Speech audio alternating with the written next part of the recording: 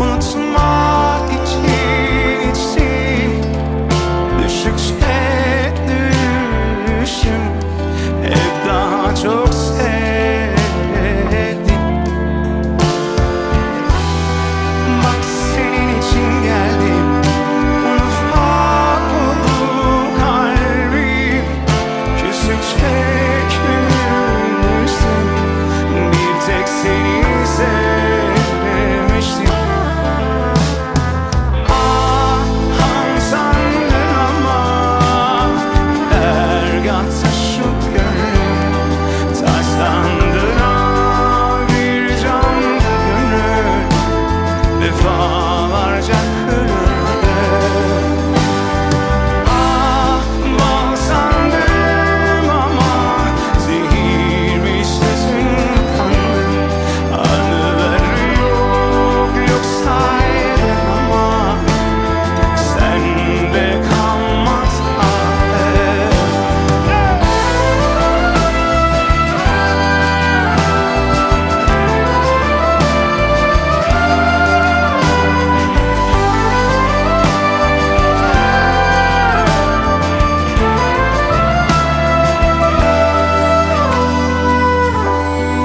Uyumak için içtim, unutmak için içtim.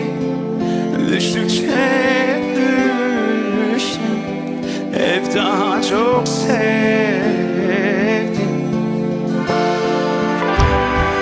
Bak senin için geldim, unutmak oldu kalbim.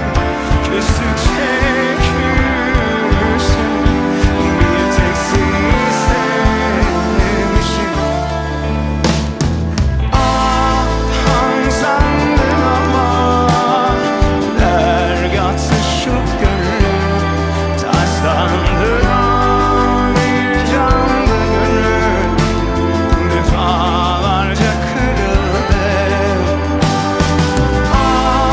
Bal sandım ama zehirmiş sözün kandım.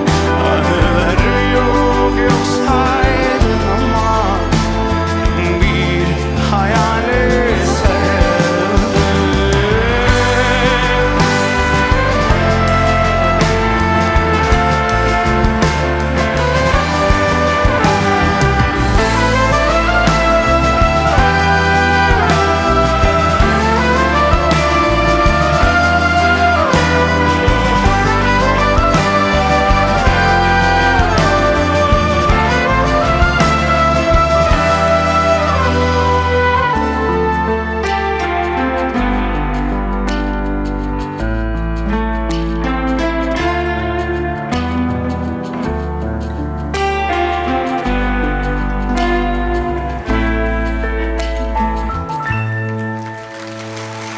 Çok mersi, teşekkür ederiz, sağ olun.